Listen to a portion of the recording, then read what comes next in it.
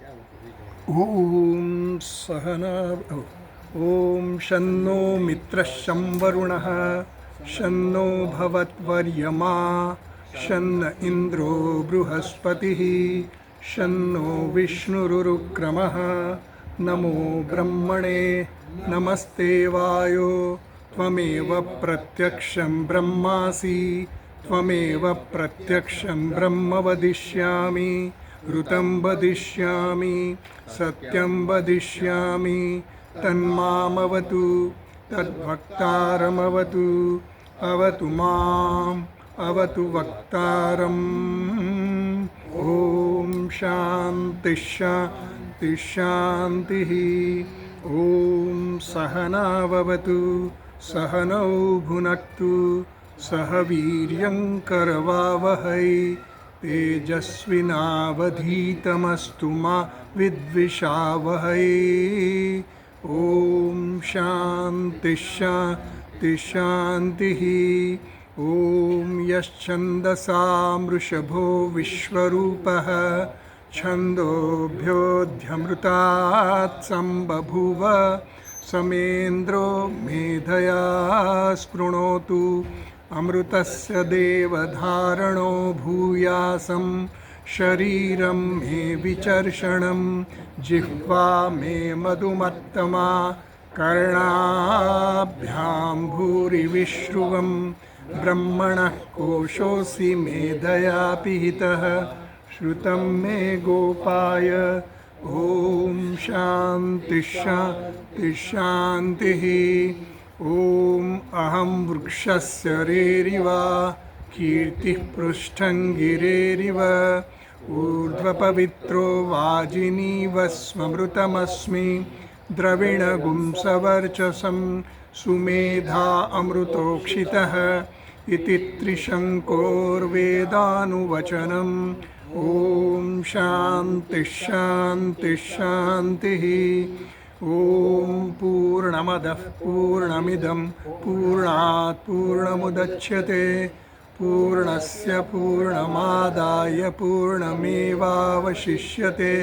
ॐ शान्तिः शान्तिः शान्तिः ॐ आप्यायन्तु ममाङ्गानि वाक्प्राणश्चक्षुश्रोत्रमथो बलमिन्द्रियाणि च सर्वाणि सर्वं ब्रह्मोपनिषदं माहं ब्रह्म निराकुर्यां मा ब्रह्म निराकरोत् अनिराकरणमस्त्वनिराकरणं मे अस्तु तदात्मनि निरतेय उपनिषत्सु धर्मास्ते मयि सन्तु ते मयि सन्तु ॐ शान्तिः शान्तिः शान्तिः ॐ वाङ् मे मनसि प्रतिष्ठिता मनो मे वाचि प्रतिष्ठितम् आविराविर्म एधि वेदस्य मआणीस्तः श्रुतं मे मा प्रहासीः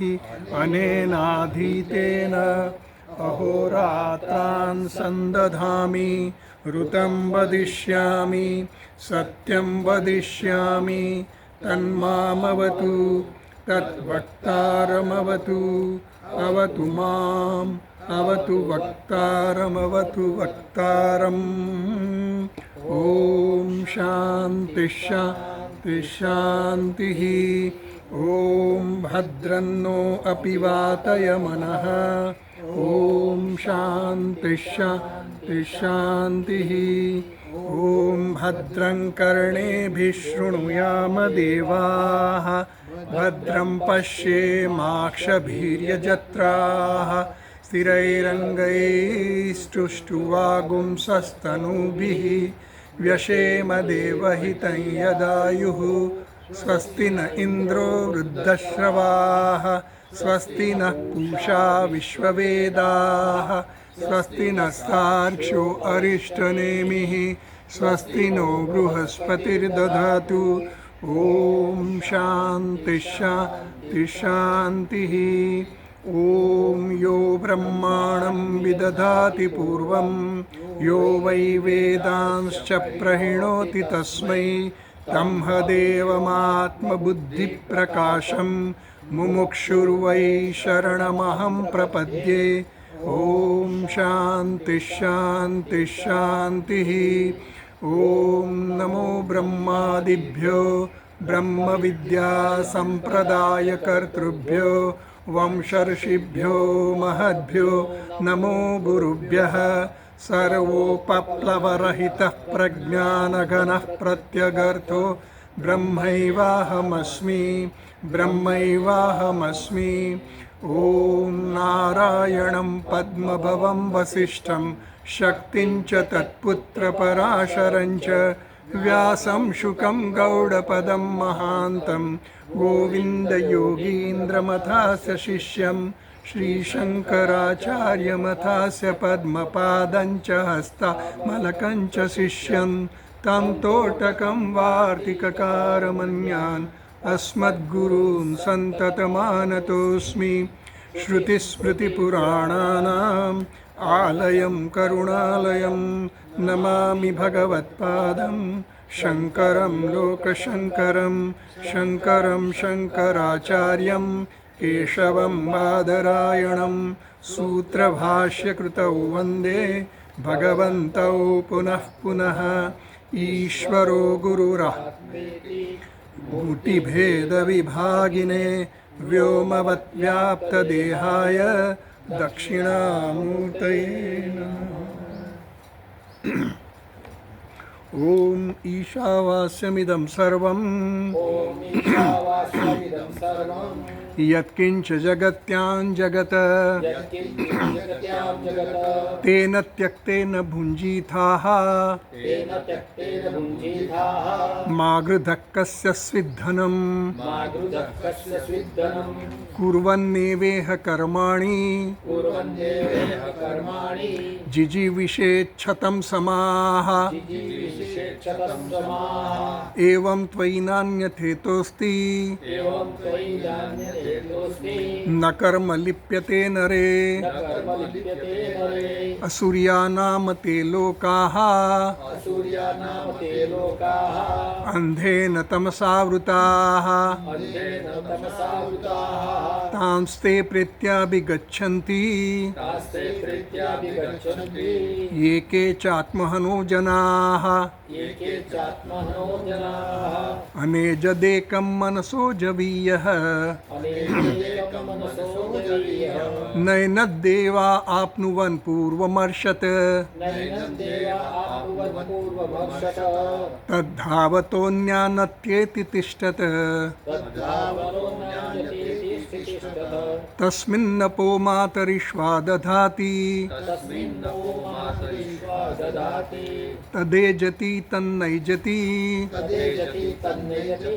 तद्दूरे तद्वन्तिके तदन्तरस्य सर्वस्य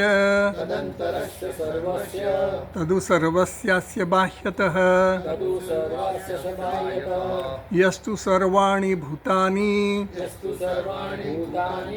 आत्मन्येवानुपश्यति सर्वभूतेषु चात्मानं ततो न विजुगुप्सते यस्मिन् सर्वाणि भूतानि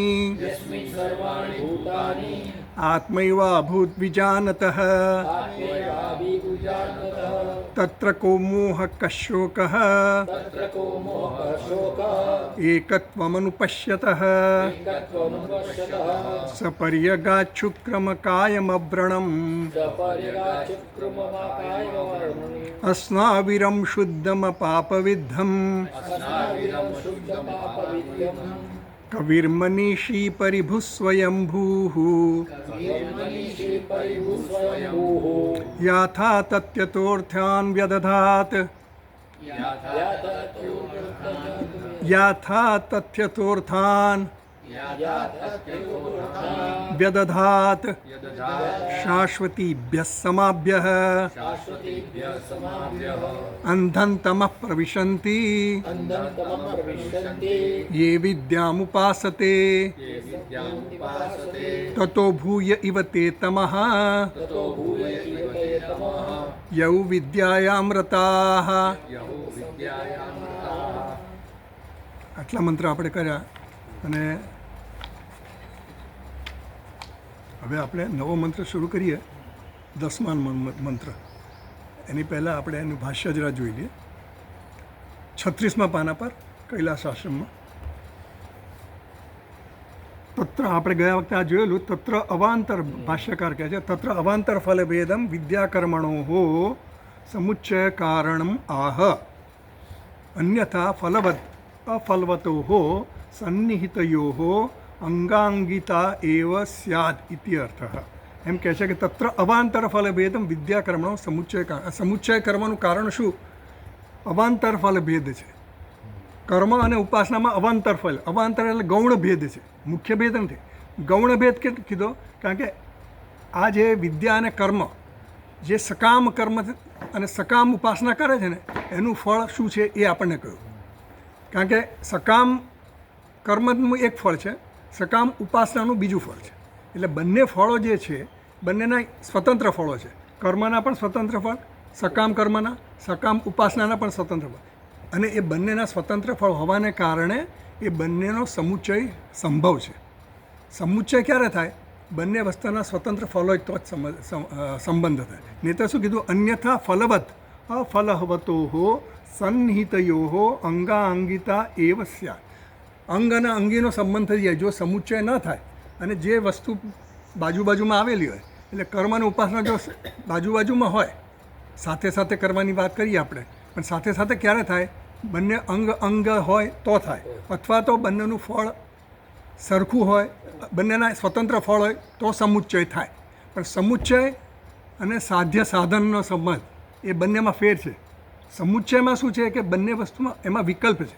સમુચ્ચયમાં ધારો કે આપણે સત્યનારાયણની પૂજાનો દાખલો આપ્યો કે એમાં સમુચ્ચય થયો શેનો? ઘંટ પૂજા, કળશ પૂજા, ગણેશ પૂજા, જે બધી આવી પૂજાના ઉપચારો આવે એ બધા અંગ થયા. મૂળ પૂજા છે સત્યનારાયણની કથા. તો એ સત્યનારાયણની પૂજાના આ બધા અંગો થયા. તે અંગ અને અંગી તો હંમેશા સાથે રહે જ. અંગથી અંગી છૂટું, અંગીથી અંગ છૂટું ન પડે. અંગી હંમેશા સાથે જ રહે. જ્યારે સમુચ્ચયમાં એવું છે કે સમુચ્ચયમાં વિકલ્પ છે, બંને સાથે હોઈ પણ શકે અને ન પણ હોઈ શકે. કારણ કે સમુચ્ચયમાં શું છે કે જેનું પણ સમુચ્ચય થાય છે ને એ દરેકના સ્વતંત્ર ફળ છે. પ્રત્યેકના કર્મનું એક સ્વતંત્ર ફળ છે, ઉપાસનાનું સ્વતંત્ર ફળ છે. એટલે બંને ઇન્ડિપેન્ડન્ટ પણ કરી શકો. જ્યારે કળશ પૂજા એકલી કરો તો કંઈ ફળ નથી. હા, એટલે અંગીમાં તો એવું છે કે બંને સાથે રહેવાના જ છે. જ્યારે સમુચ્ચયમાં એવું છે કે સાથે રહેવાય કે ન રહેવાય એનો વિકલ્પ છે. એટલે હવે સમુચ્ચય અહીંયા કીધો, સમુચ્ચય કારણ વિદ્યા કર્મણો આહ, કારણ કે બંનેના સ્વતંત્ર ફળ છે. એટલે હવે અહીંયા તાત્પર્ય શું છે? સમુચ્ચય કરવાનું અધિક ફળ મળે એટલા માટે. સમુચ્ચય કરવાનું આપણને ક્યારે શું છે? આપણે જેમ દાખલા આપ્યો ને કે ભાઈ એક ગોળી ખાવાની કે બે ગોળી, જો એક ગોળી ખાવાથી ફળ મળતું હોય તો બીજી ગોળી ખાવાની જરૂર નથી. એટલે બે વસ્તુ કરવાથી કંઈ અધિક ફળ આપણને પ્રાપ્ત થતું તો જ સમુચ્ચય કરીએ આપણે. બરાબર? ધારો કે આપણે કોઈ પાર્ટનરશિપ કંપની હોય તો એક વર્કિંગ પાર્ટનર હોય અને એક ફાઇનાન્શિયલ પાર્ટનર હોય. બેનો સમુચ્ચય થાય કારણ કે બંને સ્વતંત્ર ફળ છે. એક કોમર્શિયલ માણસ છે અને એક ટેકનિકલ માણસ છે.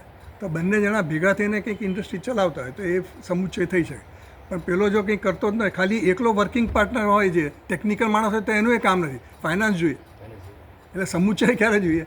ત્યારે બેને સ્વતંત્ર ફળ. એનું પેલાનું ટેકનિકલ બ્રેન છે તો એનું એક ફળ છે, ફાઇનાન્શિયલવાળો છે એનું એ ફળ છે. એટલે બંનેના રોકાણ સાથે સમુચ્ચય થાય. એમ અહીંયા પણ સમુચ્ચય ઉપાસના અને કર્મનો થાય છે કારણ કે બંનેના સ્વતંત્ર ફળ છે.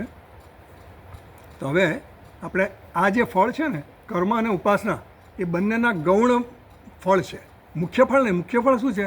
આપણા 4 પુરુષાર્થ કીધા: ધર્મ, અર્થ, કામ, મોક્ષ. એમાં મુખ્ય પુરુષાર્થ શું છે? મોક્ષ. ધર્મ, અર્થ અને કામ જે છે ને એ તો અવાંતર છે. એટલે અવાંતર એટલે એનું શું છે કે મુખ્ય ફળ નથી. એ મુખ્ય ફળને મદદરૂપ થાય, એ એનો અવ્યય નથી. પાછો એનો અવ્યય નથી બનતો. એટલે એ હોવા જ જોઈએ એવું જરૂરી નથી. કોઈનામાં એવી રીતે પૂર્વજન્મમાં સંસ્કાર હોય તો એ સીધું જ્ઞાન પ્રાપ્ત કરી શકે. તો અહીંયા એમ કહે છે કે હવેનો જે મંત્ર આવે છે ને, 10મો મંત્ર, એ મંત્ર હવે આપણને આ બંને સમુચ્ચય જે છે, કારણ કે એનું સમુચ્ચય થવા માટેના એની કન્ડિશન, એની શરતો એમાં પૂરી થાય છે એટલા માટે. તો આપણે મંત્ર વાંચીએ પહેલાં. અન્યદેવાહુર્વિદ્યયા અન્યદાહુરવિદ્યયા ઇતિ શુશ્રુમધીરાણામ યેનસ્તદ્વિચચક્ષિરે અન્યદેવ આહુઃ વિદ્યયા વિદ્યયા અન્યદ એવ આહુઃ વિદ્યા દ્વારા વિદ્યા એટલે આપણે અહીંયા ઉપાસના સમજીએ વિદ્યાનું ફળ અન્ય છે ભિન્ન છે અન્યદ આહુર અવિદ્યા અવિદ્યાનું પણ ભિન્ન છે ઇતિ શુશ્રુમ ક્યાંથી લાવ્યા તમે તો કે ઇતિ શુશ્રુમ ધીરાણામ અમે આ ધીર પુરુષો પાસેથી સાંભળ્યું છે વિદ્વાન પુરુષોથી પાસેથી સાંભળ્યું છે વિવેકી પુરુષો પાસેથી અમે સાંભળ્યું છે યે નહ તદ વિચચક્ષિરે યે એટલે જે લોકોએ યે નહ એટલે કે અમને વિચચક્ષિરે અમને એ વિશે અમને એમણે વ્યાખ્યા કરી છે એટલે કે વિદ્યાનું એક ફળ છે ઉપાસનાનું કર્મનું એક બીજું ફળ છે બંને ફળ ભિન્ન છે આનું ફળ ભિન્ન છે આનું ફળ ભિન્ન છે એક નથી પૃથક પૃથક છે તો આ અમે વિદ્વાનો પાસેથી સાંભળ્યું છે અને એટલા માટે એ બેયના ફળ જુદા હોવાને કારણે એનો સમુચ્ચય સંભવ છે કારણ કે આગલા મંત્રમાં છે ને 9મા મંત્રમાં તો નિંદા કરી ખાલી સમુચ્ચય કરવાનું કીધું નથી એ તો ભાષ્યકારે આપણને સમજાવ્યું કે સમુચ્ચય શક્ય છે આ મંત્ર દ્વારા સમુચ્ચય સંભવ છે કારણ કે બંનેના ફળ જુદા જુદા છે એવું અહીંયા નિરૂપણ કરે છે ભાષ્ય વાંચીએ આપણે અન્યત પૃથગેવ વિદ્યયા ક્રિયતે ફલમ ઇત્યાહુઃ વદન્તિ વિદ્યયા દેવલોકઃ વિદ્યયા તદારોહંતિ ઇતિ શ્રુતેઃ અન્યત અન્યત એટલે શું પૃથક અન્યત પૃથક એવ વિદ્યયા ક્રિયતે ફલમ વિદ્યા દ્વારા એટલે કે ઉપાસના દ્વારા ફલમ અન્યત ક્રિયતે બીજું ફળ ભિન્ન ફળ પ્રાપ્ત થાય છે આહુઃ વદંતી ઇતિ આહુઃ કોણ આહુઃ એટલે આપણે ધીરા પીપલ ધીરા આહુઃ વદંતી એ લોકો કહે છે શું કહે છે વિદ્યયા દેવલોક વિદ્યાથી દેવલોકની પ્રાપ્તિ થાય છે વિદ્યા તદારોહંતી વળી એ વિદ્યાથી એટલે કે ઉપાસનાથી આરોહંતી એટલે જે પદની પ્રાપ્તિ થાય આરોહ એટલે જે દેવતાની ઉપાસના કરતા એ દેવતાનું સ્વરૂપ પ્રાપ્ત કરે એનું સ્થાન પ્રાપ્ત કરે અથવા તો એનો લોક પ્રાપ્ત કરે બંને થઈ શકે એટલે ઇતિ શ્રુતે આવું શ્રુતિમાં કહેવામાં આવ્યું છે એટલા માટે અમે કહીએ છીએ કે બંનેના ફળ ભિન્ન ભિન્ન છે બરાબર ચાલો આગળ વાંચીએ અન્યદાહુઃ અવિદ્યયા કર્મણા ક્રિયતે કર્મણા પિતૃલોકઃ ઇતિ શ્રુતેઃ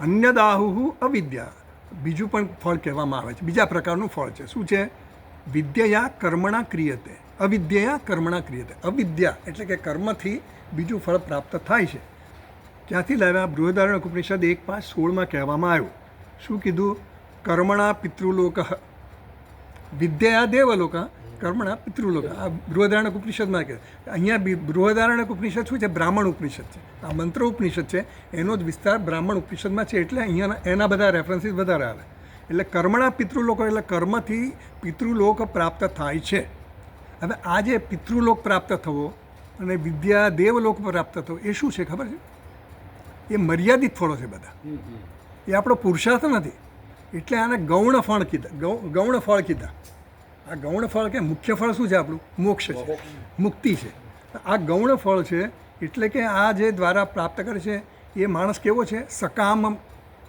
કર્મ કરનારો છે સકામ ઉપાસના કરે જ્યારે આપણે કંઈ કામનાથી કરીએ છીએ ને એટલે આપણને અમુક ફળની ઈચ્છા છે અને ફળની ઈચ્છા છે એટલે આ એમણે કહ્યું ઉપનિષદમાં કે કર્મણા પિતૃ તમે કર્મ કરશો તો તમને પિતૃલોકની પ્રાપ્તિ થશે અને ઉપાસના કરશો સકામ તો પછી તમને દેવલોકની અથવા તો દેવતા લોક પ્રાપ્ત થશે અથવા દેવતાનું સ્થાન પ્રાપ્ત થશે પદ પ્રાપ્ત થશે પણ જો નિષ્કામ ભાવથી કરો તો શું થાય એના માટેનું આપણું મેઇન ધ્યેય શું છે નિષ્કામતાથી કરવું જેથી કરીને કર્મણા શું થાય કર્મ દ્વારા નિષ્કામ કર્મ કરીએ તો અંતઃકરણ શુદ્ધિ થાય એ એનું ફળ છે બરાબર અને નિષ્કામ ઉપાસના કરીએ તો એનું ફળ શું છે? ચિત્તની નિશ્ચલતા પ્રાપ્ત. એટલે મળ અને વિક્ષેપ જે છે ને, મૂળ આપણા અજ્ઞાનના કારણો મળ અને વિક્ષેપ.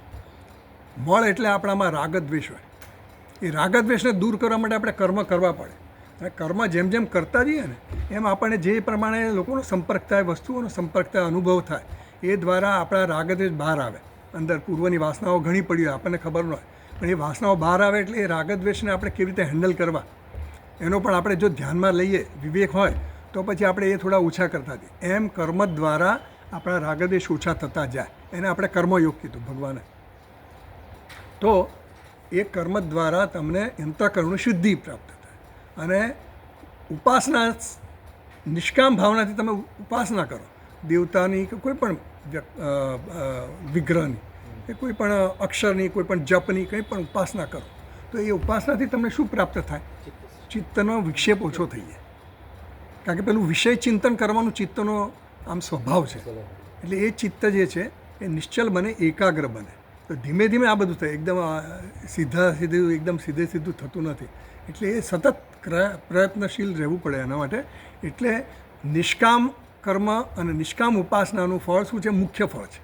મુખ્ય ફળ એટલા માટે કીધું કે એ કર્મ જે આપણને અંતઃકરણ શુદ્ધિ આપે અને ઉપાસના જે આપણને ચિત્તની નિશ્ચલતા આપે, એ બંને આપણા જે પરમ પુરુષાર્થ છે, જ્ઞાન દ્વારા આત્મજ્ઞાન પ્રાપ્ત કરવાનો, બ્રહ્મજ્ઞાન પામે, જે દ્વારા આપણને મોક્ષ પ્રાપ્ત થાય, એના માટેનો એ સાધન બને છે.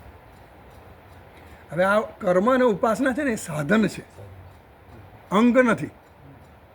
અંગ અને અંગીનો સંબંધ નથી ત્યાં. અંગ અને અંગીનો સંબંધ નથી. કર્મ અને ઉપાસના બ્રહ્મજ્ઞાનની સાથે જ રહે. પણ આ સાધન અને સાધ્યનો સંબંધ છે. એટલે આપણે ગયા વખતે જોયું ને કે ઘડો છે તો ઘડાનું સાધન શું છે? ઘડો બનાવવા માટે પેલો દંડ છે એનું સાધન છે, ચાકડો એનો સાધન છે, બરાબર? એ બધા છૂટી જાય, એ બધા છોડી નાખવા પડે. એ પછી ઘડાને પાણી ભરવા માટે કંઈ દંડની જરૂર નથી કે ચાકડાની જરૂર નથી. એટલે સાધ્ય સિદ્ધ થયા પછી સાધનની જરૂર રહેતી નથી. એમ કર્મ અને ઉપાસના એ સાધન છે. એ સાધન એનું પૂરું કામ કરી નાખે, એનો ઉપયોગ પૂરો થઈ જાય. એ સાધ્ય માટે એટલે કે બ્રહ્મજ્ઞાનમાં એની સાથે સમુચ્ચયની જરૂર નથી. જે આ કર્મકાંડી જે છે એનો આગ્રહ એવો છે કે ભાઈ બંનેનો સમુચ્ચય થવો જોઈએ. એ અહીંયા એનું નિરાકરણ કરે કે ભાઈ એ સમુચ્ચય એમાં સંભવ નથી. કારણ કે આ સાધ્ય અને સાધનનો સંબંધ છે, અંગ અંગીનો સંબંધ નથી. અંગ અંગીનો સંબંધ હોય તો તમે કહો છો એ રીતે સાથે સાથે જાય. એટલે હવે કહે છે અન્ય દાહુ અવિદ્યા કર્મણા ક્રિયતે કર્મણા પિતૃલોક ઇતિ શ્રુતે હે ઇતિ એવમ શુશ્રુમાં. આ વાંચ્યું ને આપણે? ઇતિ શ્રુતે સુધી વાંચ્યું ને? ઇત્યેવમ શુશ્રુમા શ્રુતવંતઃ વયમ ધીરાણામ ધીમતામ વચનમ યહ ને યે આચાર્યાઃ નઃ અસ્મભ્યમ તત્કર્મ ચ જ્ઞાનંચ વિચચક્ષિરે વ્યાખ્યાતવંતઃ તેષામ અયમ આગમઃ પારંપર્યાગતઃ ઇત્યર્થઃ. ઇત્યેવમ શુશ્રુમા, આવું અમે સાંભળ્યું છે, આ પ્રમાણે અમે સાંભળ્યું છે. શ્રુતવંત, શુશ્રુમ એટલે શ્રુતવંત, સાંભળ્યું છે. ક્યાંથી સાંભળ્યું છે? વયમ શ્રુતવંત, અમે લોકોએ સાંભળ્યું. ધીરાણામ, ધીમતામ વચનમ, જે બુદ્ધિમાન પુરુષો છે, વિવેકી પુરુષો છે, એમના વચનથી આવા વચનો અમે સાંભળ્યા છે. એ આચાર્ય, એ ધીમતામ કોણ છે ભાઈ? એ આચાર્યા, એ લોકો આચાર્ય છે. આચાર્ય કોને કહેવાય? ખબર? આચિનોતિ છે શાસ્ત્રાણી, આચરે સ્થાપયત્યપી સ્વયં આચરતે યસ્માત તસ્માત આચાર્ય ઉચ્યતે. આ આચાર્યની ડેફિનેશન છે કે આચિનોતિ છે શાસ્ત્રાણી, જે આચિનોતિ એટલે ભણાવે છે, જે શાસ્ત્રનો એ ભણાવે છે, શીખવે છે શાસ્ત્રને. આચિનોતિ છે શાસ્ત્રાણી આચારે સ્થાપયત્યપી. અને આચારે સ્થાપયતી એટલે શું? આચરણમાં એ પોતે મૂકે પણ છે. સ્વયં આચરતે, પોતે મૂકે છે. અને આચાર્ય સ્થાપયતી, આચાર્ય સ્થાપયતી અન્યાનપી, બીજાને એટલે કે પોતાને જે કંઈ સમજતા હોય, પોતાની સાથે જે ભણતા હોય એ બધામાં આચરણમાં મુકાવરાવે પણ છે. તસ્માદ આચાર્ય ઉચ્યતે, એટલે એને આચાર્ય કહેવામાં આવે. એટલે પોતે પણ આચરણ કરે છે, બીજાના પણ આચરણ કરાવે છે, અને શાસ્ત્રમાં જે કહ્યું છે એનું અધ્યાપન પણ કરે છે. આ ચિનોતી ચ શાસ્ત્રાણી, આ ચિનોતી ચ શાસ્ત્રાણી આચરે સ્થાપયત્યપી, આચરે ખાલી આચારમાં, સ્થાપયત્યપી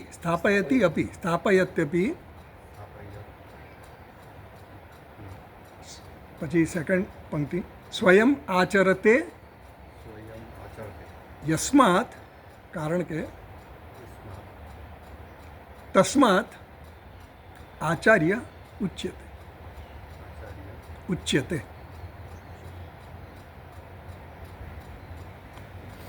બરાબર.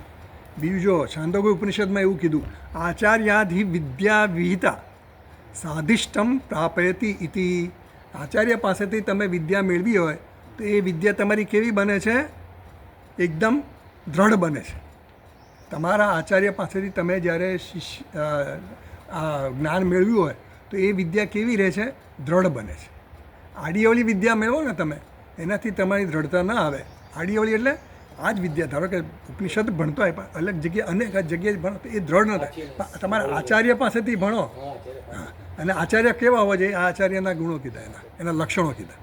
એટલે આવા લક્ષણવાળા આચાર્ય પાસેથી તમે જ્ઞાન મેળવો તો એ તમને એ જ્ઞાન તમને ફ્રૂટફુલ થાય, એ તમને ફળદાયી થાય. બીજું કીધું આચાર્યવાન પુરુષો વેદ, એવું છાંદોગ્ય ઉપનિષદમાં એવું પણ કીધું કે જે આચાર્ય ધરાવે છે એ જ આ જ્ઞાન પ્રાપ્ત કરી શકે છે. આચાર્ય વગરનો માણસ આ જ્ઞાન પ્રાપ્ત ન કરી શકે. એટલે રેકોર્ડિંગ સાંભળો કે પછી તમે વાંચો કે ભાઈ મને વાંચવાથી જ્ઞાન, જેમ પહેલાં બધા ઘણા લોકો વાંચતા હોય બધું, મને બધું આવડે છે એમ કહીને વાંચતા, પણ એ જ્ઞાન થતું નથી. કારણ કે આ શાસ્ત્રનું જ્ઞાન છે ને એ શાસ્ત્રના આચાર્ય પાસેથી જ સાંભળવું પડે, સમજવું પડે.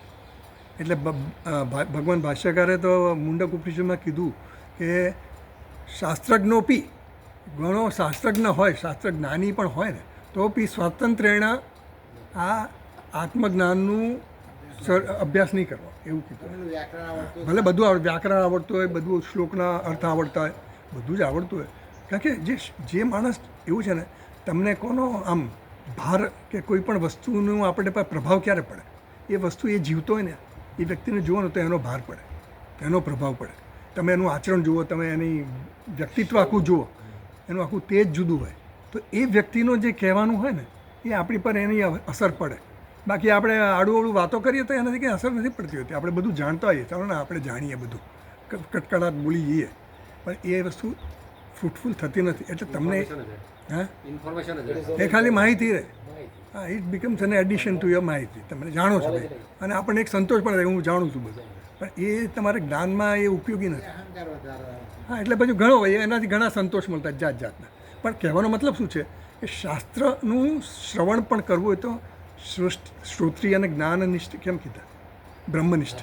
કારણ કે બ્રહ્મનિષ્ઠ અને શ્રોત્રિય એટલા માટે જ કીધા કે જે આ વસ્તુ પોતે આત્મસાત કરી છે અને એવું જીવન જીવી રહ્યા છે. તો એવા ધીર પુરુષોમાં આ વચન છે. એટલે એ આચાર્ય નહ અસ્મભ્યમ તત્કર્મ ચ જ્ઞાનમ ચ વિચચક્ષિરે. એ જ્ઞાન અને કર્મ વિશે અમને એ લોકોએ આવું કહ્યું છે. હવે કર્મનો અર્થ આપણે આમાં જે અવિદ્યા કીધી એનો અવિદ્યાનો અર્થ કર્મ કરવો એ આપણને ન ખબર પડે. કેમ કરવો તો એ સમજાવે આપણે કે ભાઈ અવિદ્યા એટલે કર્મ કેમ, તો કે ભાઈ અવિજ્ઞા એટલે કે અજ્ઞાન. અજ્ઞાન છે, અજ્ઞાન હોય એટલે માણસ કર્મ કરે. એટલે કર્મ એને આપણે અજ્ઞાનનો જ પર્યાય શબ્દ સમજીએ, એમ સમજીએ. હા, એટલે અજ્ઞાન જે છે એને કારણે આપણે કર્મ કરીએ, એટલે એને અવિદ્યાનો અર્થ અહીંયા કર્મ કરે. અને બીજું છે કીધું જ્ઞાનમ. તો જ્ઞાનમ એટલે ઉપાસના કેમ કરે? તો ભાઈ ઉપાસના એટલા માટે કે દેવતાનું જે જ્ઞાન છે ને, દેવતાનું એટલે અહીંયા આપણને કીધું કે વિદ્યા દેવલોક, જે કીધું ને વિદ્યા દ્વારા અમને દેવલોકની પ્રાપ્તિ થાય. અને વિદ્યા તો આરોહંતી, વિદ્યા દ્વારા અમને એ પાય. તો આરોહંતી એટલે કર્મ થયું, તો માનસિક કર્મ છે. તે માનસિક કર્મ એટલે ઉપાસના. એટલે ઉપાસના એટલે અહીંયા જે વિદ્યા કહેવામાં આવી એ વિદ્યાનો અર્થ શું છે? એ કર્મ છે એક. એટલે એને ઉપાસના અર્થ કરવા માંડ્યો. એટલે એ બધું આપણને કોણે કહ્યું? આ આચાર્યો પાસેથી આપણને જાણવા મળ્યું. એટલે એનો અર્થ વિદ્યાનો અર્થ આપણને ઉપાસના કરવામાં આવ્યો. એટલે વિચક્ષિરે વ્યાખ્યાતવંત તેષામ અયમ આગમ. એટલે આ આગમ એટલે કોઈ ઉપદેશ છે. પારંપર્યાગત, પરંપરાથી પ્રાપ્ત થયો. આ શ્રુતિ પરંપરા નહીં, પરંપરા એટલે શ્રોત્ર પરંપરા નહીં, એક કાનથી બીજા કાનથી સાંભળી એવી પરંપરા નહીં. આ ગુરુ પરંપરા આવી. એટલે શ્રવણ પરંપરા ખરી, પણ ગુરુના શાસ્ત્રની જ્ઞાનની પરંપરા છે. ગુરુ જે જ્ઞાન આપે છે આ શાસ્ત્રનું, એ જ્ઞાન પરંપરાથી આપણી પાસે આવ્યું છે. કારણ કે પરંપરા ઘણી હોય પાછી. જેમ પેલી કઈ પેલે ચારવાકોની પરંપરા છે ને, પછી નાક કટેલા આની પરંપરા હોય, કટેલા નાકની પરંપરા, એ બધી કથાઓ આવે છે. કે પેલો એક જણો આમ કહે છે કે આમ કંઈક મહાત્મા પાસે ગયા અને પછી એને કંઈક નાક કાપી નાખ્યું એનું, અને પછી એને કીધું કે તને આમ થયું, તને હું ચમત્કાર બતાવીશ. એટલે પેલો તો ચમત્કારના બહાને ગયો અને પછી એને નાક કાપ્યું. આવું એક કથા છે, મેં સાંભળેલી છે, એટલે હું તમને કહું. તો પછી પેલા નાક કપાઈ નાખ્યું, લોહી નીકળવા માંડ્યું, બિચારાને બહાર આવ્યો, દુઃખી થઈ ગયો. પણ હવે કરે શું? બહાર આવ્યો, પેલા બધા લાઈનમાં ઉભા પૂછે કે શું થયું? અરે ચમત્કાર દેખાડ્યું, બહુ સરસ. પેલોય ગયો અંદર, એનું એ નાક કાપ્યું, પેલોય બહાર આવ્યો. તો બાજુ પેલાને પૂછ્યું કેમ? તો ચમત્કાર છે એમ કહીને બધા લાઈનમાં બધાને એટલે નાક કટેલાનો આખો પરંપરા ચાલુ થઈ ગઈ. સ્વામીજી પેલો દાખલો આપે ને ગણપતિનો, ગણપતિ ડ્યુટીમાં પેલા આંગળી નાખે, બધા મિત્રો હોય છે, બધા ગણપતિ હોય છે, તો એની મોટી ડ્યુટી હોય છે, એમાં આંગળી નાખી એક જણ. આંગળી નાખી એટલે જ્યારે થોડો પેલો અવળચંડો હોય ને માણસ, એ આંગળી નાખે, આંગળી નાખી એને આમ કરીને બહાર કાઢી. પછી એને તો આપણે બોલવું નથી. એટલે બીજા મિત્ર પૂછે શું થયું? અરે બહુ ઠંડક છે ભાઈ. એટલે પેલા બીજા એ નાખી, એને પણ એવો શોખ લાગ્યો, ડંખ માર્યો અંદર. અંદર વીછી હતો, બધાને ડંખ મારે, આંગળી જે મારે એને ડંખ મારે. બધા એક પછી એક બધા ડંખ માર લાગતા, પણ કોઈ કહે નહીં કે મને ડંખ વાગે. બધા એમ જ કે ઠંડક છે અંદર, બહુ સરસ ઠંડક. એટલે આવી પરંપરા. એટલે આ પરંપરા એટલે આ પરંપરાગત જે આપણને પ્રાપ્ત થયું છે કેવું છે કે આ તો આચાર્યો પાસેથી પરંપરાથી પ્રાપ્ત થયેલું છે.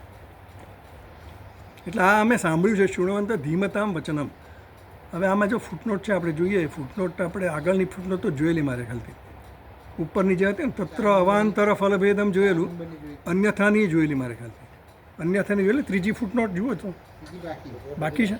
હા, તો ત્રીજી ફૂટનોટ છે અન્યથા ફલવત અફલવતો સન્નિહિતયો અંગાંગિતા એવ સ્યાત. એ ભાષ્યમાં જે કીધું ને, ભાષ્યમાં જે કીધું પહેલાં, એમાં અન્યથા ફલ, અન્યથાનો અર્થ શું કર્યો?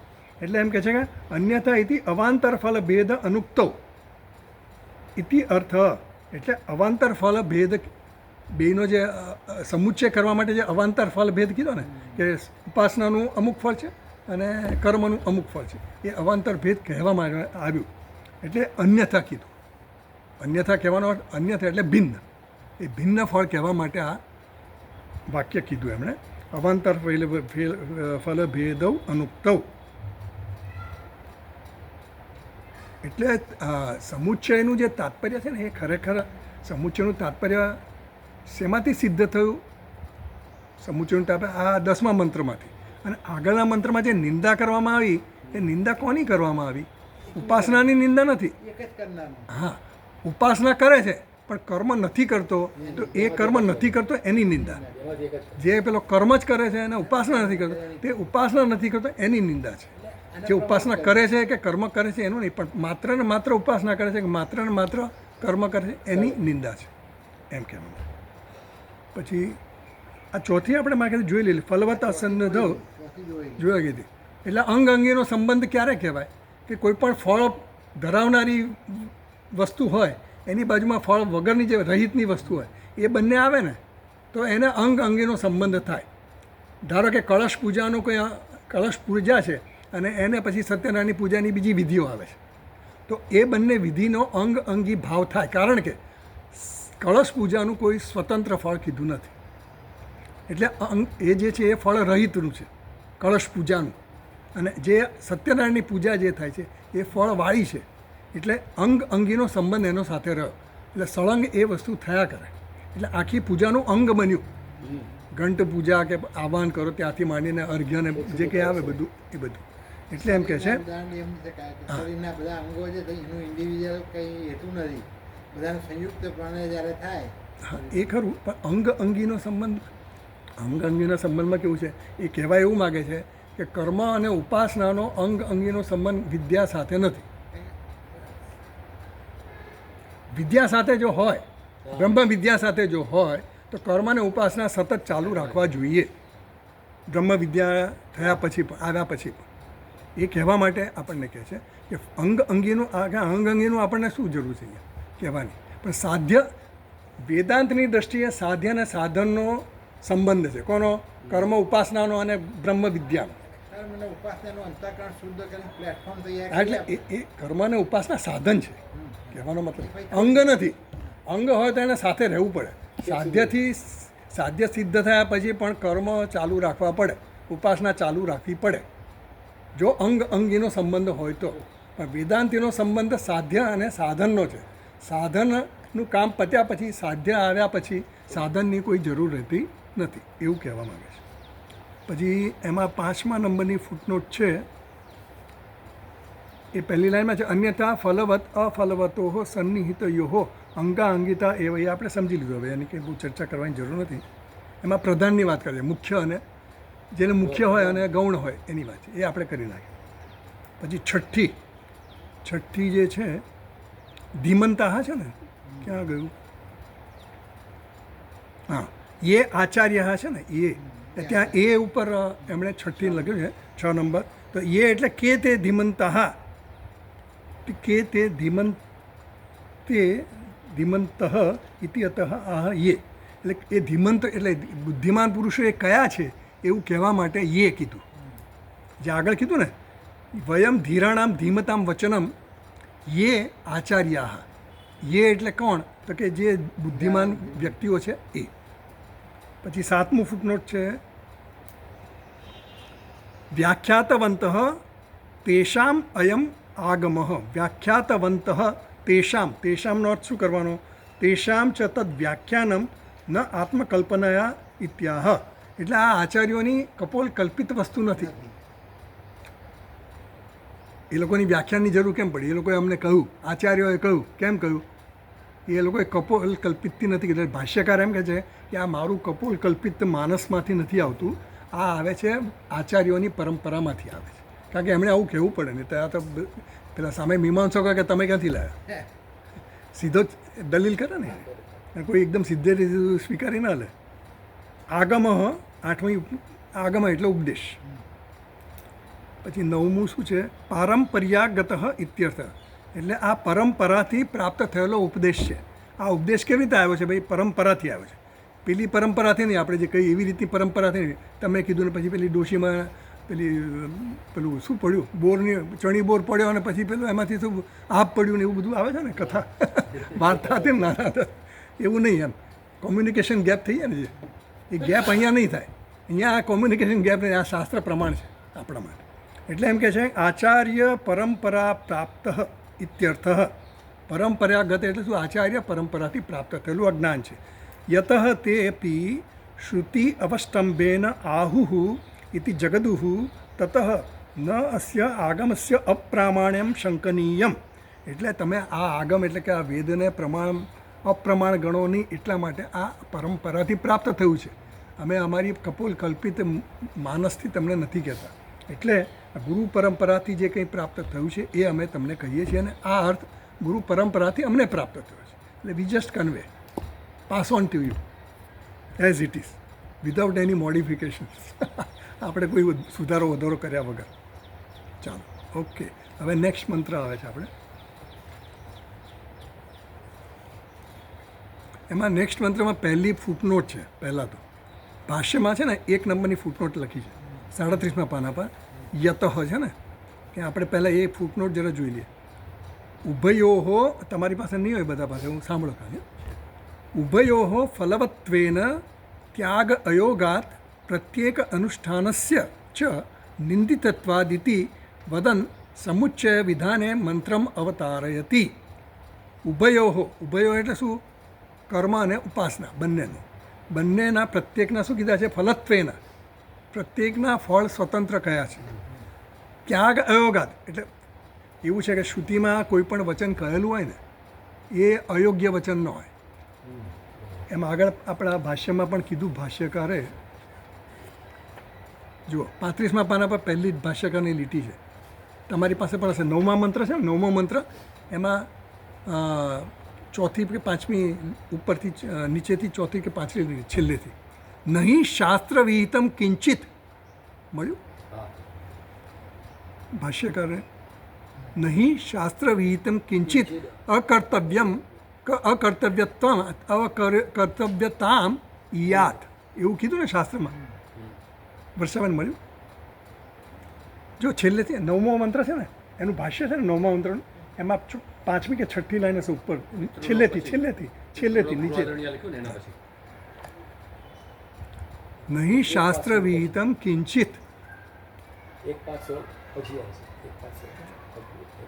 નહીં શાસ્ત્ર વિહિતમ કિંચિત અકર્તવ્યતામ યા, એટલે શાસ્ત્રમાં જે કંઈ પણ વિધાન કરવામાં આવ્યું હોય ને એ અકર્તવ્ય ન હોય એવો સિદ્ધાંત કીધો. એટલે જે શાસ્ત્રમાં કીધું એ કરવાનું જ હોય. એટલે એને આપણે નિંદા કરી એનો અર્થ એવો નહીં લેવાનો કે આ ત્યાગી દેવાનું. કહેવાનો મતલબ એવો છે, શાસ્ત્રે કંઈ કીધું છે એની પાછળનું કંઈક એનું તાત્પર્ય છે. હા, એનું તાત્પર્ય છે એ કહેવા માટે કહે છે યતઃ, એટલે કે ઉભયોઃ, હું પાછો ટિપ્પણી વાંચું છું પહેલી, ઉભયોઃ ફલવત્વેન ત્યાગ અયોગાત પ્રત્યેક અનુષ્ઠાનસ્ય ચ નિત્યત્વાદ, બંનેનો પ્રત્યેકનો સ્વતંત્ર ફળ છે એટલે ત્યાગ યોગ્ય નથી. નિંદા કરી છે, પ્રત્યેકના સ્વતંત્ર અનુષ્ઠાનની નિંદા કરી છે. કેવી રીતે? કર્મ કરે છે તો ઉપાસના નથી કરતો એની નિંદા, ઉપાસના કરે છે તો કર્મ નથી કરતો એની નિંદા છે. એટલે બધા સમુચ્ચય વિધાને મંત્રમાં, એટલે એનો સમુચ્ચય કરવા માટે હવે આ જે વિધાન કરે છે ને આ 11મો મંત્ર એ સમુચ્ચયનું વિધાન કરે છે. સમજ પડી? પહેલાંમાં જે કીધું ને, આગળના મંત્રમાં જે કીધું એ બેયના ફળ કીધા, ગૌણ ફળ. પહેલાંમાં જે કીધું કે પેલો જે કરે છે એની નિંદા કરી, 9મા મંત્રમાં નિંદા કરી, 10મા મંત્રમાં સમુચ્ચયની વાત કરી. આ મંત્રમાં હવે બેના સમુચ્ચયના ફળની વાત કરશે કે સમુચ્ચય કરવાથી શું મળશે. એટલે ત્રણેય મંત્ર જુદું જુદું કહે છે.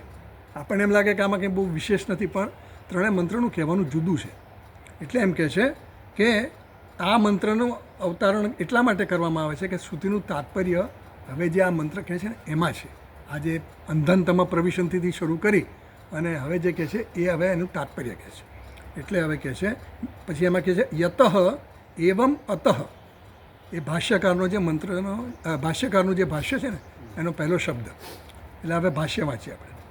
યતઃ એવમ અતઃ વિદ્યામ ચ અવિદ્યામ ચ દેવતા જ્ઞાનમ કર્મ ચ ઇત્યર્થઃ. યતઃ, યતઃ એટલે કે કારણ કે આવું છે, કારણ આવું છે. એવમ, એવમ એટલે આવું છે, કારણ કે આવું છે. અતઃ તેથી, વિદ્યામ ચ અવિદ્યામ ચ, વિદ્યા અને અવિદ્યા. દેવતા એટલે એનો અર્થ પાછો કહે છે વિદ્યામ ચ અવિદ્યામ ચ દેવતા જ્ઞાનમ કર્મ ચ, બંને અનુક્રમે લેવાના આપણે. વિદ્યાનો અર્થ કહેવાનો દેવતા જ્ઞાન અને અવિદ્યાનો અર્થ કીધો કર્મ. ચ ઇત્યર્થ, આ રીતનો એનો અર્થ છે. બરાબર? તો હવે આપણે મંત્ર વાંચીએ. 11મો મંત્ર વાંચીએ. વિદ્યામ ચા વિદ્યામ ચ યસ્તદ્વેદો ભયં સહ અવિદ્યયા મૃત્યુમ તીર્થવા વિદ્યામૃતમશ્નુતે. વિદ્યામ ચ અવિદ્યામ ચ, વિદ્યા અને અવિદ્યા બંને. યહ, યહ એટલે કે જે વ્યક્તિ વિદ્યા અને અવિદ્યા તદ્વેદ, વેદનો અર્થ અહીંયા અનુષ્ઠાન કરવાનો કહેવાય છે. વેદ એટલે જાણવું પણ થાય, એટલે જાણીને પછી અનુષ્ઠાન કરે છે એવું કહેવા માગે છે. તદ્વેદ ઉભયમ સહ, જે આ બંનેને સાથે જાણે, સાથે જાણે છે એટલે શું? સાથે અનુષ્ઠાન કરે છે. અહીંયા સહ એટલે સહ સમુચ્ચય કરવા માટે છે. વિદ્યા અને અવિદ્યાનો સહ સમુચ્ચય જે કરે છે જે એનું સહસમુચ્ચય અનુષ્ઠાન કરે છે એના માટે કહે છે એનું ફળ કહે છે અવિદ્યયા મૃત્યુમ તીર્થવા. અવિદ્યા દ્વારા એ મૃત્યુને તરી જાય છે. તરી જઈને તીર્થવા કીધું ને, એટલે તરી જઈને શું થાય છે? વિદ્યા અમૃતમ અશ્નુતે, અને વિદ્યાથી એ અમૃત તત્વને પ્રાપ્ત કરે છે. એટલે બંનેના ફળ કીધા, બંનેનો સમુચ્ચય કર્યો તો બંનેના સમુચ્ચયથી શું છે? અવિદ્યાથી મૃત્યુને તરી જાય છે. એટલે અવિદ્યાથી મૃત્યુને તરીને અમૃતત્વમ અશ્નુતે, વિદ્યા અમૃતમ અશ્નુતે. એટલે બંનેના ફળ કે છે, ઉપાસનાનું ફળ અને કર્મનું ફળ. બંને સમુચ્ચય કરે છે, વિદ્યા અને અવિદ્યાનો સમુચ્ચય કરીને જ્યારે એ અનુષ્ઠાન કરે છે તો એને અવિદ્યાનું જે ફળ છે એ શું છે? મૃત્યુને તરી જઈને, અને પછી ઉપાસનાનું જે ફળ છે એ શું છે? અમૃતત્વની પ્રાપ્તિ થાય છે. હવે આ અમૃતત્વ છે એ આપણે જે અમૃતત્વ કહે છે એ નહીં, હા એ નહીં, આપણે એ સમજાવશે આપણને. બરાબર? તો હવે આગળ ભાષ્યમાં વાંચીએ. યહ તદેતત ઉભયમ સહ એકેન પુરુષેણ અનુષ્ઠેયમ વેદ તસ્ય એવં સમુચ્ચયકારિણઃ એવ એક પુરુષાર્થ સંબંધઃ ક્રમેણ સ્યાत् ઇતિ ઉચ્યતે. અવિદ્યયા કર્મણા અગ્નિહોત્રાદીના મૃત્યુમ સ્વાભાવિકમ કર્મ જ્ઞાનમ ચ મૃત્યુશબ્દવાચ્યમ ઉભયમ તીર્થવા અતિક્રમ્ય વિદ્યયા દેવતા જ્ઞાનેન અમૃતમ દેવતાત્મભાવમ અશ્નુતે પ્રાપ્નોતિ તદ્ધિ અમૃતમુચ્યતે. યદ યત યત દેવતાત્મગમનમ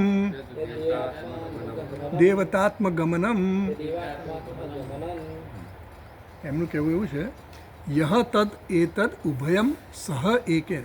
ઉભયમ એટલે કે સહ સાથે, એકેન પુરુષેણ અનુષ્ઠેય, એક જ પુરુષ દ્વારા આ બંને, ઉભયમ એટલે બંને, કર્મ અને ઉપાસના બંનેનું જે અનુષ્ઠાન કરે છે.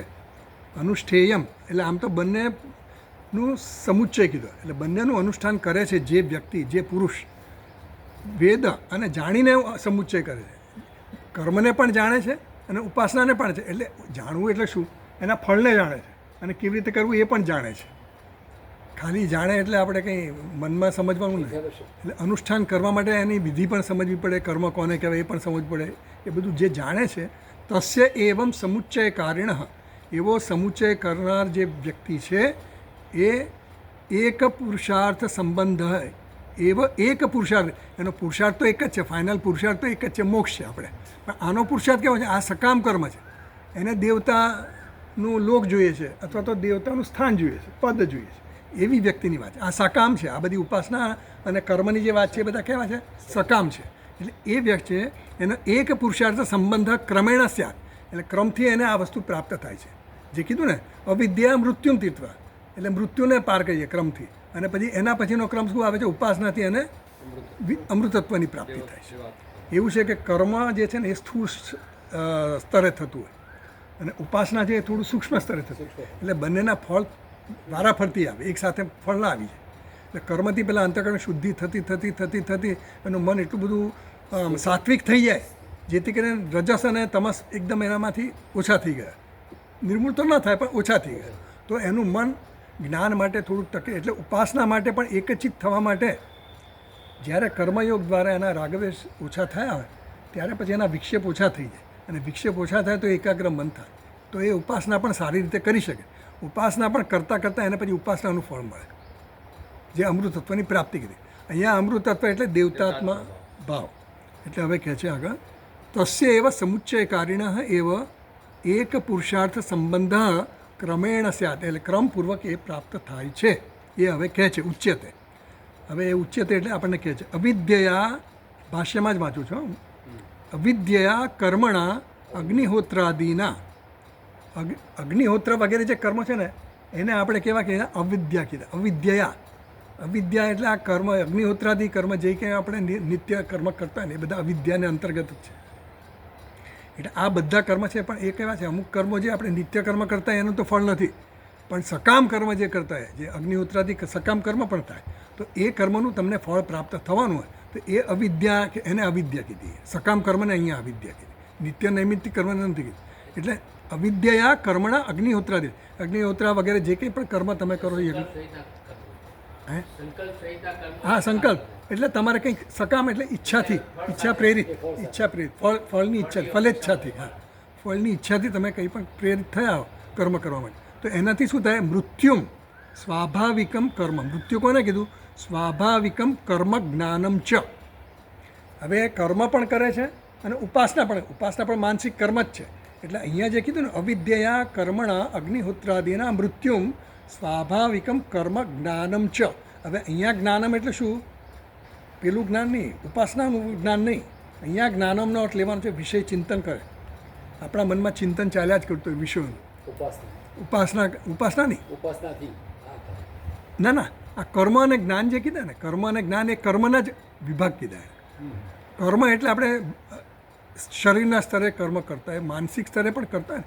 એ અહીંયા જે જ્ઞાન છે ને એ ધ્યાન કરતા હોય. આપણે મારે કંઈ પણ કર્મ હોય તો હવે ચલો અહીંયાથી જઈશું, પછી ફલાણું કામ કરવું છે, આ દુકાનમાં જઈશું કે અહીંયા ઘરે જઈને આ કરીશું કે જે કંઈ આપણા મનમાં હોય એટલે ચિંતન થાય ને, વિષયનું ચિંતન થાય, ઈશ્વરનું ચિંતન નહીં, વિષયનું ચિંતન. ઉપાસનામાં તો શું દેવનું ચિંતન થતું, પણ આ જે છે ને વિષયનું ચિંતન કરે. એટલે અહીંયા એવું કહે છે કે સ્વાભાવિકમ કર્મ જ્ઞાનમ ચ. એટલે સ્વાભાવિક એટલે રજસ અને તમસ છે એનામાં. એ રજોગુણ અને તમોગુણ જ્યાં સુધી ને ત્યારે તમે તમારો સ્વાર્થ પ્રેરિત કર્મ જ કરવાનો. મને શું ગમે છે, મને શું કરવું જોઈએ, મારે શું મેળવવું છે, એ બધું અનુસંધાન થઈને જ કર્મ થતા. તો એમ કહે છે એટલે અનુસંધાન જે થાય ને એ જ્ઞાન કીધું એને. એટલે એમ કહે છે કે અવિદ્યા કર્મણા અગ્નિહોત્રાદિના મૃત્યુમ, એ મૃત્યુ એટલે આ સ્વાભાવિક કર્મ કીધું. સ્વભાવને વશ થઈને કર્મ જે કંઈ પણ થાય એ શાસ્ત્રને વશ થઈને નથી કરતો. એ શાસ્ત્રને અનુરૂપ જો કર્મ કરો તો એ સ્વભાવની વિરુદ્ધ પણ જાય. મારા સ્વભાવને અમુક વસ્તુ ગમે, કાંદા લસણ ન ખાવા જોઈએ, પણ કાંદા ખાવા ગમતા હોય તો હું તો ખાઉં. એટલે આ તો દાખલો આપો, કાંદા લસણ પણ ઘણી બધી વસ્તુ નિષેધ હોય, નિષેધાત્મક કર્મ ઘણા આપણે કરતા હોય, કારણ કે આપણા મન પર આપણો સંયમ ન હોય. એટલે આપણે એમ થાય કે કીધું હોય કે ભાઈ સંધ્યાવંદન કરવાનું. હવે સંધ્યાવંદન કરીએ ન કરીએ, તમે જનોઈ લીધી તો ઉપનયન સંસ્કાર થયા, પછી તમારે ગાયત્રી મંત્ર કરવાના, સંધ્યાવંદન કરો ન કરો એ બધું થાય છે ને, આપણે શું કરો, નથી કરી શકતા. તો એ બધા સ્વાભાવિક કર્મ છે, કારણ કે આપણી પ્રાયોરિટી આખી જુદી થઈ જાય. પેલામાં શું છે કે શાસ્ત્રને જે વરેલો હોય ને એ તો શાસ્ત્રને અનુરૂપ જ કર્મ, એ આમાંથી આગા પાછો જરાય થાય નહીં, એ દ્રઢ હોય એકદમ. જ્યારે આપણા બધામાં શું છે કે થોડી છૂટછાટ લેવાની આપણે જરૂર પડે છે. એટલે એમ કહે છે કે સ્વાભાવિકમ કર્મ જ્ઞાનમ ચ મૃત્યુ શબ્દ વાચ્યમ. એટલે મૃત્યુ શબ્દ જે એનો વાચ્ય અર્થ છે, વાચ્ય અર્થ છે, એ આ સ્વાભાવિક કર્મ જે છે એને મૃત્યુ કહેવામાં આવ્યું. ઉભયમ તીર્થવા, એ બંનેને તીર્થવા એટલે તરીને, એટલે કે એને ઓળંગીને, અતિક્રમણ કરીને, વિદ્યા દ્વારા દેવતા જ્ઞાનેન. વિદ્યા દ્વારા એટલે અહીંયા જે વિદ્યા જે કીધી ને એ ઉપાસના, એ ઉપાસના દ્વારા શું છે, દેવતા જ્ઞાનેન.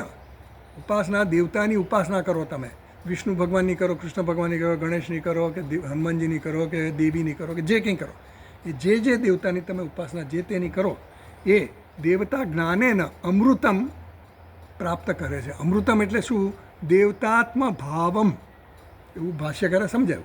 અમૃતત્વ એટલે અમૃત પેલું નહીં, પણ દેવતાત્મ ભાવમ એટલે દેવતાના લોકમાં તમને દેવતા લોક પ્રાપ્ત થાય, એટલે ત્યાંનું અમૃત મળે.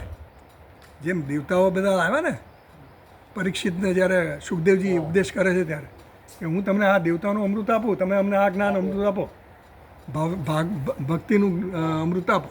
તો પહેલાં કે એ ટ્રાન્સફર એ એક્શન ન થાય, એ એક્શન નોટ પોસિબલ. એટલે અહીંયા જે કહે છે ને એ તો પેલું અમૃતની વાત છે, એટલે દેવતાત્માની. એટલે દેવતા ભાવમ અશ્નુતે પ્રાપ્નોતિ તદ્હિ અમૃતમ ઉચ્યતે, એને જ અમૃતમ કહેવામાં આવ્યું. એવું ભાષ્યકાર આપણને સમજાવે છે. પછી આપણે ટિપ્પણી જોઈશું, ટિપ્પણીમાં ઘણી બધી વધારે ચર્ચા આવે છે. પણ આ અમૃતત્વ એટલે આને અમૃતત્વ કીધું. દેવતાનો લોક પ્રાપ્ત થવો, અથવા જે દેવતાની મેં આરાધના કરી હોય તો એ દેવતાનું સ્થાન મને પ્રાપ્ત થાય. એટલે આપણે લાઇનમાં ઊભા રહેવું પડે. એમાં એ તો પાછું એવું છે, કારણ કે જે દેવતાનું પુણ્ય કરીને, કારણ કે એ બધા સ્થાન જે છે ને એ બધા કર્મ દ્વારા જ પ્રાપ્ત થયેલા સ્થાન છે. એટલે એ બધા અધિકારી પુરુષો કહેવાય. આગળ આવશે કદાચ. એ અધિકારી પુરુષો એટલે શું કે એ લોકોએ એ અધિકાર પ્રાપ્ત કર્યો છે, એ અધિકૃત થયા છે એ સ્થાન મેળવવા માટે. હવે આપણે પણ કોઈ પણ વ્યક્તિએ જે પણ આવી ઉપાસનાઓ કરી હોય અને એ સ્થાન માટેની જ કરી હોય એ પદ મેળવવા માટે, તો એનો નંબર ક્યારે લાગે? પહેલાંનો જ્યારે કર્મનો એનો જે ફોર્સ પૂરો થાય ને પછી એનો નંબર લાગે. જેમ બ્રહ્માજીનો એ કલ્પ પૂરો થાય પછી એમનો નંબર જતો રહે, બીજા બ્રહ્માજી આવે.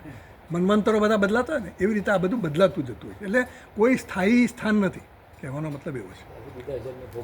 હા, એટલે તદ હિ અમૃતમ ઉચ્યતે યદ દેવતા આત્મગમનમ. દેવતાના લોકમાં જવું એને જ અમૃતત્વ કહેવામાં આવે. હવે ફૂટનોટો બધી ઘણી છે કે આપણે નેક્સ્ટ ટાઈમ ચર્ચા કરીશું ફૂટનોટની.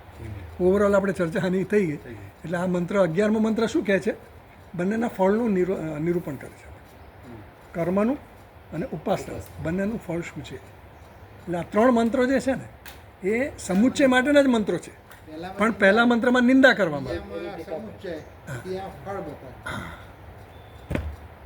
ઓમ પૂર્ણમદ પૂર્ણમિદમ પૂર્ણાત પૂર્ણમુદચ્યતે પૂર્ણસ્ય પૂર્ણમાદાય પૂર્ણમેવાવશિષ્યતે. ઓમ શાંતિ શાંતિ શાંતિ. શંકરમ શંકરાચાર્યમ કેશવમ બાદરાયણમ સૂત્રભાષ્યકૃતૌ વંદે ભગવन्तौ પુનઃ પુનઃ. ઈશ્વરો ગુરુરાત્મેતિ મૂર્તિભેદવિભાગિને વ્યોમવદ્વ્યાપ્તદેહાય દક્ષિણામૂર્તયે નમઃ. ઓમ શાંતિ શાંતિ શાંતિ.